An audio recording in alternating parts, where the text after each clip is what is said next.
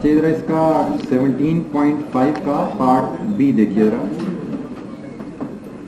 ये इस तरह की रिक्वायरमेंट जो पार्ट बी में हमें नजर आ रही है, ये जनरली आप कह सकते हैं कि फाइनेंसिंग से रिलेटेड जो पार्ट्स आते हैं उनमें ये दी जाती है। Nothing to do with business variation, लेकिन फाइनेंसिंग के जो पार्ट्स होते हैं उनमें इस तरह की रिक्वायरमेंट में देखने को जनरली मिलती है।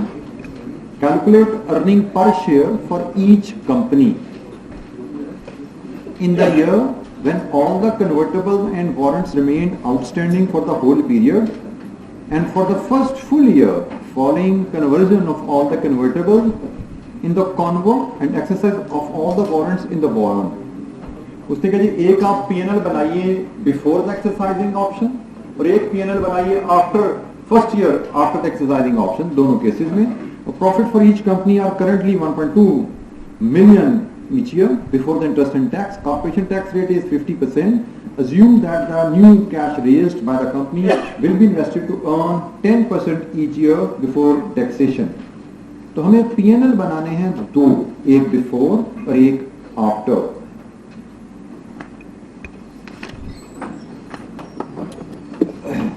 So let's start with the convert. हम पहले कॉन्वर की बात करते हैं, उसका P&L बनाते हैं जिसमें it will start from PBIT, then इसमें से हम लेस करेंगे इंटरेस्ट तो हमें मिलेगा प्रॉफिट बिफोर टैक्स, इसमें से हम लेस करेंगे टैक्स तो हमें प्रॉफिट आफ्टर टैक्स मिल जाएगा। और calculate earning per share for each company, sorry then we have to calculate EPS जिसके हम number of shares in issue से डिवाइड करेंगे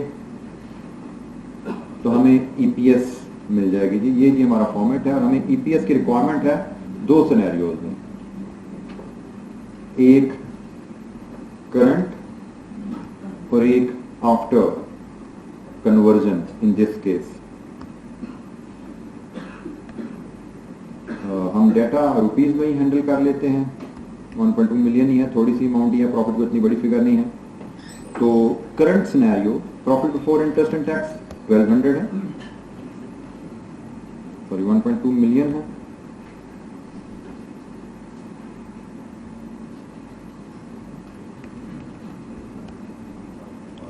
और करंटली कंपनी कितना इंटरेस्ट पे कर रही है जी, कितना डेट लिया है कॉन्वर ने, 2.5 मिलियन का डेट इशू किया हुआ है 12% पे, तो 2.5 मिलियन इंटू 12.5% कितना इंटरेस्ट मिलता है जी, 12%, 300,000, सो माइनस 300,000 आप इंटरेस्ट पे करेंगे। इसके बाद आपको मिलता है जी profit before interest, profit before tax. Tax का रेट क्या है जी, 30%, टैक्स 50% टैक्स है जी। तो आपका 450 का टैक्स है, प्रॉफिट आफ्टर टैक्स आप लेंगे इसके बाद जी 450,000 आपका प्रॉफिट आफ्टर टैक्स आ रहा है। और number of shares in issue कितनी है जी currently, before the conversion currently बताया जा रही 2 million ordinary shares, 2 million ordinary shares in issue हैं। और यहां से आप EPS ले सकते हो which will be profit after tax divided with, ये आपकी EPS रुपीज में 0.23 आ रही है, इसके डेसिमल चले हम बढ़ा देते हैं जरा, तो ये 0.225 रुपीज आपकी करंट EPS आ रही है। ये नहीं question, current EPS before the conversion. अब अगर कन्वर्जन हो जाती है तो क्या PBIT बदलेगा हमारा, क्या PBIT का कन्वर्जन से कोई ताल्लुक है? पैसा PBIT क्या होता है, profit before interest and tax. पैसा डेट से है, पैसा इक्विटी से आया, इट रिफ्लेक्ट्स बिजनेस परफॉर्मेंस, कोई असर नहीं होता, PBIT will remain the same. लेकिन अगर कन्वर्जन हो जाती है तो interest will be zero, interest zero हो जाएगा, बट कन्वर्जन होगी तो नंबर ऑफ शेयर्स बदल जाएंगे। कितने नंबर ऑफ शेयर्स ऐड हो जाएंगे, कितने नंबर ऑफ शेयर्स ऐड होंगे जी, 25 लाख रुपए के आपके पास डिबेंचर हैं, डिवाइडेड विद 100 करोगे तो डिबेंचर सर्टिफिकेट आएंगे इनटू 20। आपके पास 25 लाख के डिबेंचर सर्टिफिकेट्स हैं, divided with 100 crore debenture certificate आते हैं, मल्टीप्लाइड विद 20 करो तो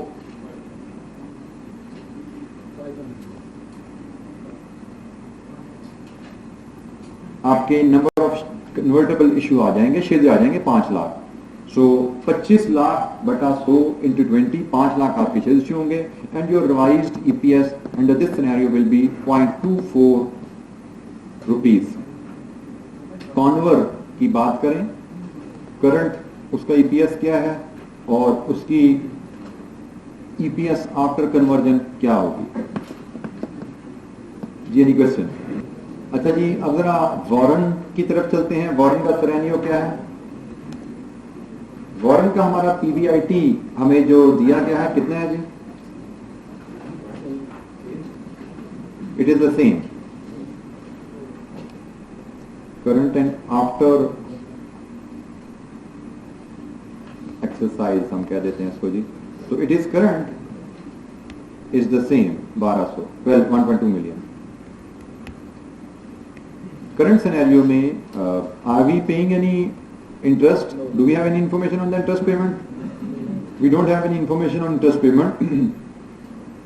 So यहाँ पे यही हमारा प्रॉफिट बिफोर टैक्स बन जाएगा, यही वैल्यू हमारी प्रॉफिट बिफोर टैक्स बनती है। देन इस पे आपका टैक्स चार्ज होगा at the rate of 50%, then you will have profit after tax और then you will have number of shares और यहाँ से आपको ईपीएस मिलेगी। So tax 50%,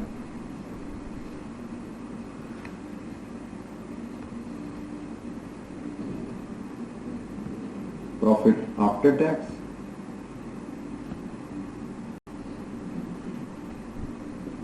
$6 lakh. Number of shares in issue, Warren के भी 2 मिलियन ही हैं और इसके हिसाब से वॉरन की जो ईपीएस आती है इट इज 0.3। ये जी वॉरन की EPS. Current scenario, revise scenario में क्या वॉरन का रिवाइज सिनेरियो में पीबीआईटी 12 लाख ही रहेगा? नहीं, there will be some additional profit. Additional profit क्योंकि जब वारंट्स एक्सरसाइज होंगे तो वारंट को पैसा मिलेगा। कितना पैसा मिलेगा? 5 lakh equity warrants in issue. Each warrant gives its holder an option to subscribe for 1 share. 5 lakh shares खरीदने की ऑप्शन लोगों के पास है जो कि शेयर्स खरीद सकते हैं 5 रुपए के हिसाब से। तो पैसा जो रेज होगा वो इतना रेज होगा और इस पैसे पे रिटर्न कितनी कमाई जाएगी? 10%। हमें बताया गया है कि 10% के हिसाब से एडिशनल पैसे पे रिटर्न कमाई जाएगी before tax. Additional profit before interest and tax कितना बना जी? 250,000। तो ये एडिशनल प्रॉफिट है। इसमें additional profit before interest and tax हम इसको कर देते हैं profit before interest and tax. तो अब जो आपकी रिवाइज वैल्यू स्टैब्लिश यहां पे होगी दैट विल बी, ये आपका रिवाइज पीबीआईटी है। चूंकि इंटरेस्ट नहीं है तो प्रॉफिट बिफोर टैक्स भी आपका पीबीआईटी के बराबर ही है। ये PBIT is equal to profit before tax in this scenario. Then there is tax. Tax का रेट यहाँ पे जी वही 50% ही है, बट नंबर ऑफ शेयर्स आप कितनी हो जाएंगे यहाँ पे? 2.5 मिलियन। इधर भी 2.5 मिलियन होते हैं और ईपीएस आपकी यहाँ पे आ जाती है जी 0.29। This was the requirement. और जैसे मैंने कहा इस तरह की रिक्वायरमेंट आपकी बिजनेस वैल्यूएशन में नहीं, यूजुअली आपको सोर्स ऑफ फाइनेंस, फाइनेंसिंग से रिलेटेड जो क्वेश्चन होते हैं उनमें नजर आती है। ये नहीं क्वेश्चन, कंपनी कन्वर्टेबल डिवेंचर अगर एक्सरसाइज होते हैं तो ईपीएस में इजाफा आ रहा है, लेकिन अगर वारंट्स एक्सरसाइज होते हैं तो ईपीएस में कमी आ रही है।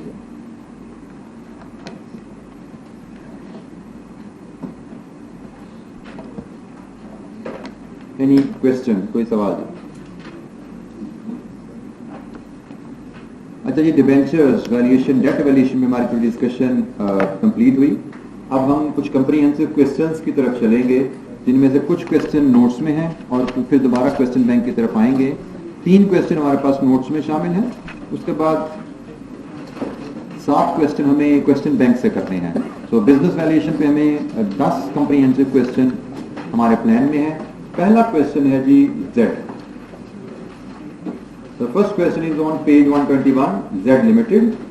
इसकी requirement, ignoring taxation, calculate valuation per share for the minority investment in each of the firm, red and yellow, which would provide the investor with a 15% rate of return, and the maximum amount per share which Z should consider paying for each company in the event of complete takeover.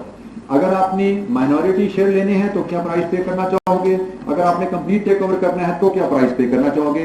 एक ही या 2 businesses हैं जिनको हमने अब value करना है 2 method से। 2 businesses will be valued under 2 different options. Minority share लेने हो तो उनकी क्या वैल्यू है, अगर आपने कंप्लीट टेक ओवर करना है तो क्या वैल्यू है। पढ़िए जी, that limited discounting will be tested again.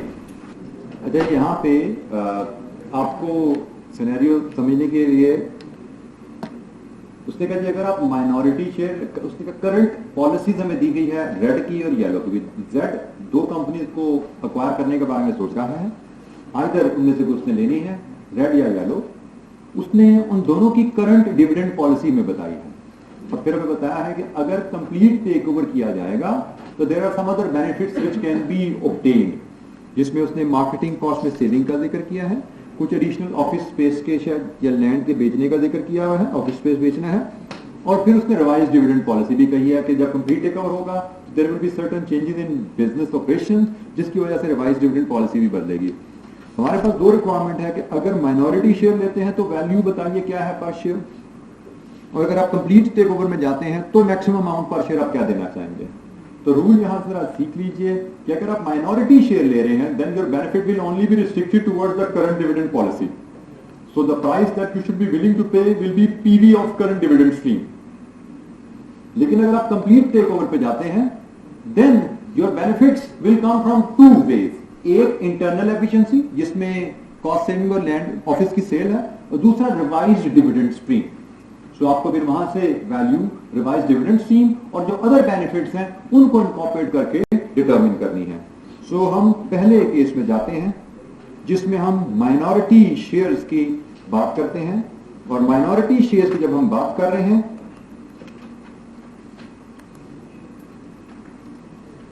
तो असूल है share price, share value is equal to PV of current dividend stream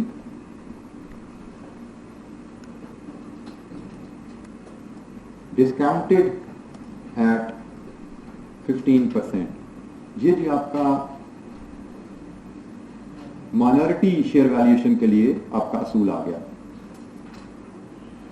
तो माइनॉरिटी शेयर वैल्यूएशन के इस असूल के साथ हमें वैल्यू करना है रेड को, हमें वैल्यू करना है येलो को। तो let's talk about red first. Red को पहले वैल्यू करते हैं। तो रेड की डिविडेंड स्ट्रीम क्या है, करंट डिविडेंड स्ट्रीम क्या है।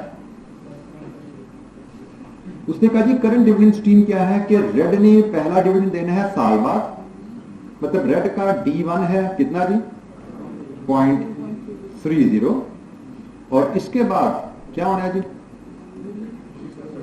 Onward Red's dividend are expected to display a perpetual growth at a compound rate of 6%. D1 ये है जी, G आपका उसने कहा जी perpetual है 6% per annum, और KE डिस्काउंट रेट उसने मैं बता दिया है, टेक दैट 15%। तो ये फार्मूला है, ये डाटा है, इसके हिसाब से आपको PV ऑफ डिविडेंड्स चाहिए। तो कौन सा फार्मूला लगेगा जी, ग्रोथ वाला फार्मूला है, which is D1 over KE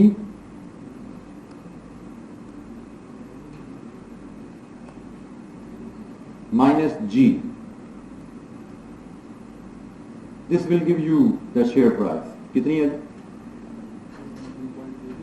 3.33 आपकी जो शेयर प्राइस है इस केस में, शेयर वैल्यू जो आपकी है it is PV of dividends, और वो हमने कैलकुलेट किया है जी 3.33। ये जी आपकी रेड की करंट डिविडेंड स्ट्रीम की पीवी। माइनॉरिटी शेयर रेड के लेने हैं तो 3.3 is the price that you should be willing to pay, PV of current dividend stream. अच्छा जी, अगर येलो के अपने शेयर लेने तो येलो की करंट डिविडेंड स्ट्रीम क्या है? साल बाद डिविडेंड कितना आएगा? D1 is 0.27 onward. Constant dividend है या कांस्टेंट ग्रोथ है? ना कांस्टेंट डिविडेंड है ना कांस्टेंट ग्रोथ है। उसने कहा जी पहले कुछ साल डिविडेंड हाई रेट पे ग्रो करेगा, ऑनवर्ड ग्रोथ रेट कांस्टेंट हो जाएगा, ऑनवर्ड डिविडेंड कांस्टेंट हो जाएगा। कुछ साल डिविडेंड ने हाई रेट पे ग्रो करने हैं, उसके बाद डिविडेंड ने हो जाना है कांस्टेंट। इसका मतलब यहां पे कोई फार्मूला फिट नहीं हो रहा, क्योंकि फार्मूले तो हमने दो सीखे हैं डीवीएम के। एक है जी डिविडेंड कांस्टेंट हो या डिविडेंड कांस्टेंट रेट पे ग्रो कर रहे हो, तो कोई फार्मूला फिट नहीं होता, तो असूल फिट कराएंगे। जो क्या है, ये मैंने ऊपर असूल लिखा है, share value is PV of dividend stream. तो हमारी अब डिविडेंड स्ट्रीम में कोई फार्मूला नहीं फिट हो रहा तो कोई बात नहीं, हम यहाँ पे वैल्यूज लाते हैं। D2 है, D3 है, उसके बाद D4 तक उसने कैसे जाना है, उसके बाद मुझे लग रहा है शायद कह रहा है वो कैपेसिटी हो जाएगी। ऐसे ही उसने कहा जी शुरू में ग्रो करेगा 33% के हिसाब से 0.33, ये जी ग्रोथ है जी आपकी टिल 64, और वहां पे जाकर उसने कहा जी कांस्टेंट हो जाना है। ये डिविडेंड स्ट्रीम आई।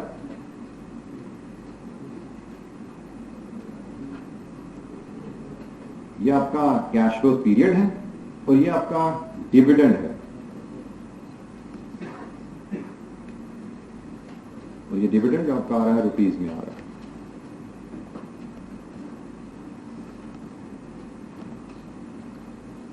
अब ये स्ट्रीम आपके पास है, इसकी आपने प्रेजेंट वैल्यू ले लेनी है। वो जो प्रेजेंट वैल्यू फैक्टर हम यहाँ पे लाएंगे, प्रेजेंट वैल्यू फैक्टर आप लेंगे 15% का, और इसके बाद आप जो पीवी लेंगे इसका sum, this will be the value of the share current dividend stream के मुताबिक। PV of current dividend stream ये जी आपको यहाँ पे मिलेगी। We are considering now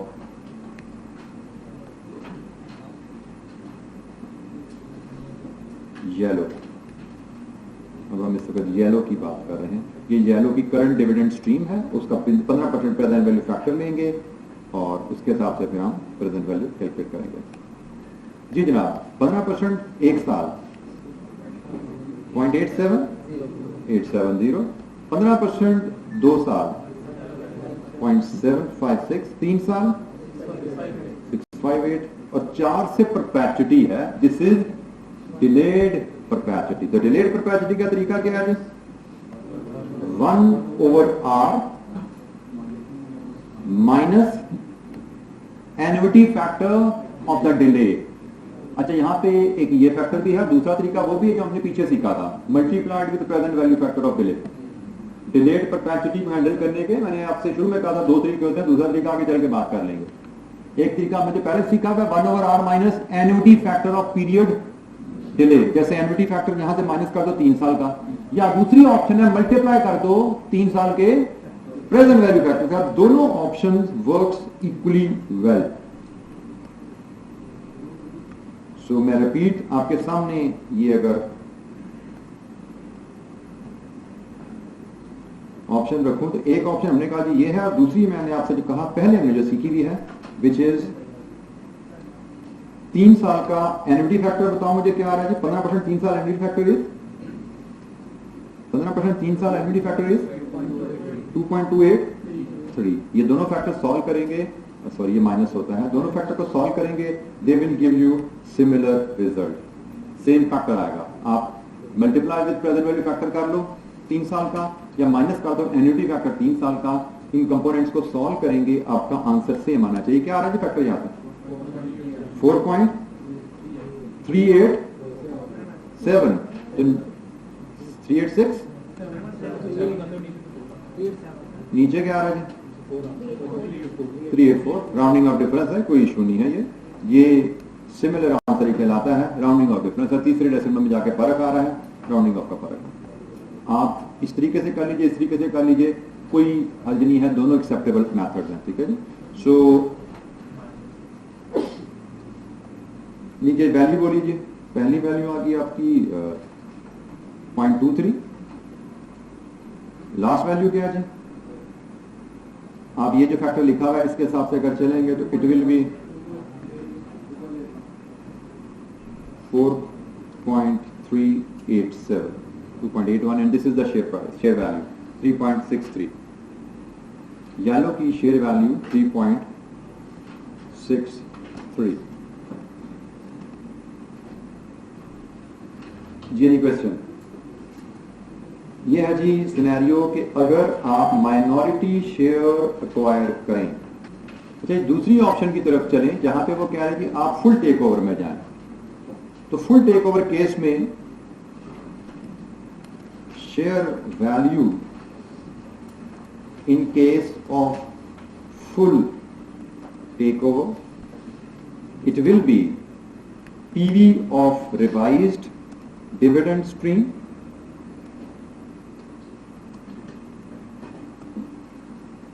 plus PV of other benefits।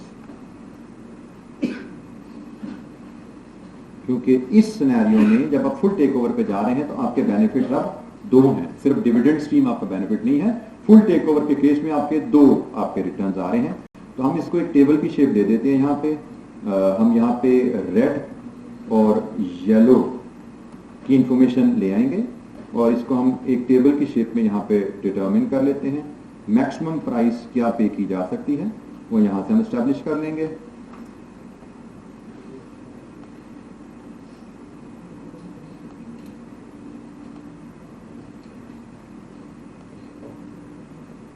Maximum value to be offered in case of full take over, वो यहां पे हमें सम में मिलेगी। अच्छा जी, PV of revise stream, let's perform working 1 for this and PV of other benefits, let's perform working 2 for this. Working 1 की बात करें तो हमें दोनों कंपनीज के लिए वर्किंग करनी पड़ेगी। रेड के लिए भी देखना पड़ेगा और येलो को भी देखना पड़ेगा। तो पहले रेड को देखिए। रेड की रिवाइज डिविडेंड स्ट्रीम क्या है? No dividend until year 3। Year 3 dividend will be 0.25। तो पीरियड वाइज अगर डिविडेंड देखें तो पहला डिविडेंड है जी D3 और D3 में डिविडेंड कितना है जी? 0.25। अच्छा, जिसके बाद क्या होने वाला है जी? It will B 10% per annum constant growth. ठीक है जी। ऑनवर्ड जो है G is equal to 10% per annum. तो ये तो फिर सिंपल सा सिनेरियो बन गया ना हमारा कांस्टेंट ग्रोथ वाला। It is a constant growth but with delay. Constant growth with delay. तो इसकी यहां पर जो शेयर वैल्यू आएगी, सॉरी पीवी जो आएगी, not share value, it will be PV. It is equal to D3 divided with KE minus G and then adjustment of delay which will be present value factor n। कितने साल का delay है? 2 साल का। ये जी आपकी कैलकुलेशन है। इसके तहत आप कैलकुलेट कर सकते हैं अपना पीवी ऑफ डिविडेंड। तो D3 आपका 0.25 है, KE आपका 0.15 है, ग्रोथ रेट आपका 10% है और present value factor discount rate का KE का 15% और 2 साल 0.756। लीजिए जी, यहां से आपको मिलेगी value.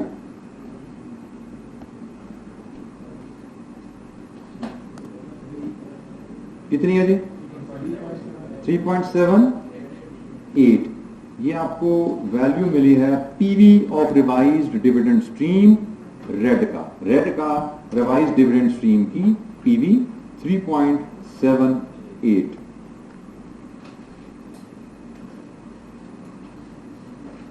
Any question?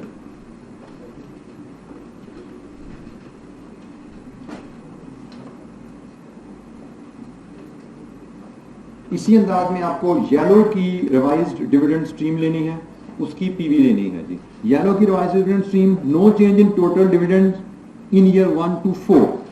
But after 4, dividend growth will be 25% per annum compound until year 7. Thereafter dividend would remain constant at year 7. Yellow के बारे में उसने कहा जी पहले जैसे जो आपको दिए गए हैं डिविडेंड, उसने कहा जी पहले 4 साल तो डिविडेंड ऐसे जैसे हैं वैसे ही रहेंगे, इसके बाद till year 7 till D5, D6 and D7 की कहानी क्या है? Onward dividend will grow at the rate of 25% per annum until year 7. इसके बाद डिविडेंड में 25% की ग्रोथ आनी है और वो ईयर 7 तक आनी है, और ईयर 7 पे आके डिविडेंड विल बिकम कांस्टेंट. इसके बाद ये कांस्टेंट हो जाएगा 1.25. ये है जी येलो की रिवाइज्ड डिविडेंड स्ट्रीम. जब कंपनी फुल टेक ओवर करेगी जेड येलो को, this will be the revised dividend stream. हम इसकी पीवी लेना चाह रहे हैं, तो जी अब आगे फैक्टर बोलते हैं. ये D4 1 कैश फ्लो है 15% 4 साल, 15% 4 साल. What is the factor? 0.572. 15% 5 साल 497. 15% 6 साल 432. और 7 से ऑनवर्ड परपेचुइटी, डिलेड परपेचुइटी, तो ये होता है जी आपका 1/r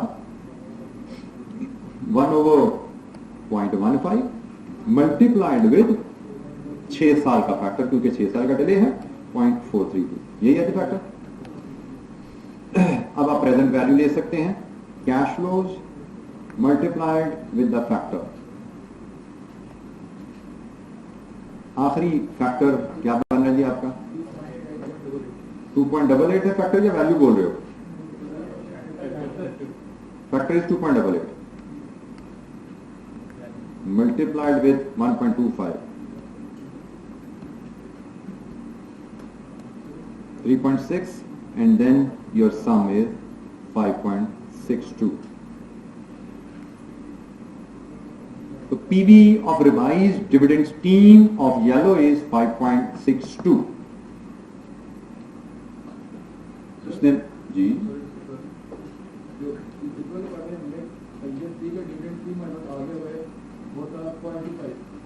ऊपर वाले पार्ट में ईयर जी D3.25. इससे आगे कह रहे हैं 4 to infinity, तो हम इसे D3 की यूज करते हैं. हमें तो D4 में D3 into 1 तक जो की ग्रोथ तो D4 हो जाएगा. तो do you want PV D4 onward, D4 onward या D3 ऑनवर्ड? PV किसकी चाहिए आपको? फ्यूचर डिविडेंड स्ट्रीम की. And your first dividend will be paid on D3 का मतलब आज से 3 साल बाद, वो आज आ गया है बेटा. मसला वैल्यू का नहीं है, मसला है प्रिंसिपल का. What is the principle? Value of a share is equal to PV of future dividends. तो फ्यूचर डिविडेंड यहां पे कब से शुरू हो रहे हैं? पहला डिविडेंड फ्यूचर में कब आएगा? D3. So you need PV D3 onwards. तो your formula will be D3 over. आपको 3 ऑनवर्ड जितने डिविडेंड उनकी पीवी चाहिए. अगर इसको 1+G कर दोगे तो D4 बन जाएगा. D3 will be omitted from the PV, which will be wrong. जी एनी क्वेश्चन? कोई सवाल जी? जी सेकंड सिनेरियो येलो के केस में PV of dividend stream is 5.62.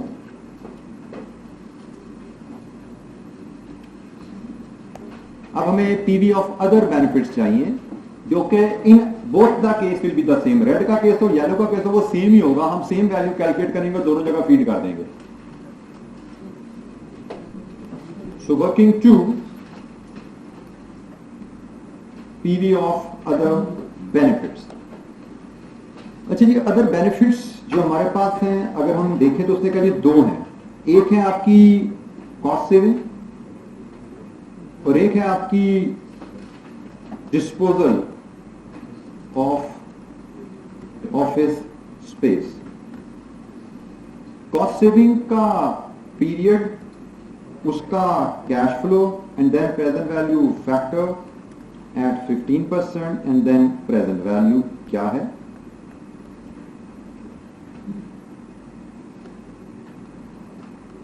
तो बताइए जी कॉस्ट सेविंग कब से कब तक? तो इन्फॉर्मेशन बताई उसने 1 से इंफिनिटी। उसने कहा जी कंपनी विल सेव कॉस्ट, कितनी कॉस्ट 225,000 ये जी हमें सेविंग आएगी। और लैंड कितने की बेचेंगे जी हम, ऑफिस स्पेस कितने की बेचेंगे 800,000 की। और कब बेचेंगे 2 साल बाद 2 में, ठीक है। ये हमारे पास कैश फ्लोज और इनकी टाइमिंग आ गई। सो present value factor 1 divide by 0.15, ये तो नॉर्मल परपेचुटी है। और 15% 2 साल 0.756, ये जी आपके पास डिस्काउंट फैक्टर आ गए हैं। And then you can have present value. अच्छा जी, हमें 2 बेनिफिट्स आने हैं, उन दोनों बेनिफिट्स का जो सम है वो बन रहा है जी आपका 2.104800। ये जी इनका सम है, बट ये सम है, ये बेनिफिट है हमें टोटल कंपनी खरीदने के पीछे। रेड खरीदो या येलो खरीदो, पूरी एक कंपनी खरीदोगे उसके पीछे इतना बेनिफिट आना है। हम तो पर शेयर कैलकुलेट करना चाह रहे हैं। तो रेड के येलो के शेयर कितने हैं, दोनों के शेयर 1 मिलियन है। तो ये पीवी ऑफ अदर बेनिफिट्स हैं टोटल।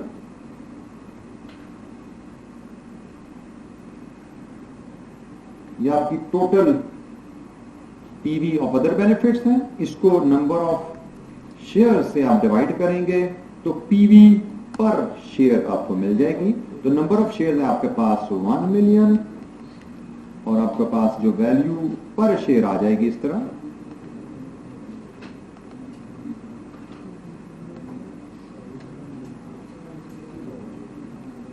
$2.10, ये आपकी वैल्यू पर शेयर है। आप खरीदो full share holding of red, आप खरीदो full share holding of yellow, आपको अदर सेविंग्स जो अदर बेनिफिट्स आने हैं उनकी वैल्यू 2.1 पर शेयर है। 2.1 पर शेयर भी आपको इधर ऐड करनी है in both the scenarios. 2.1 this gives you the maximum price which company should be willing to pay in the event of complete takeover। Complete take over के लिए जा रहे हो तो रेड की प्राइस मैक्सिमम क्या पे कर सकते हैं, येलो की प्राइस मैक्सिमम क्या पे कर सकते हैं, ये आपके पास आ गई है। और माइनॉरिटी शेयर पे जा रहे हैं तो आपने क्या प्राइस ऑफर करनी है वो भी हमने पार्ट ए में पीछे कैलकुलेट कर ली थी। यानी क्वेश्चन कोई सवाल जी?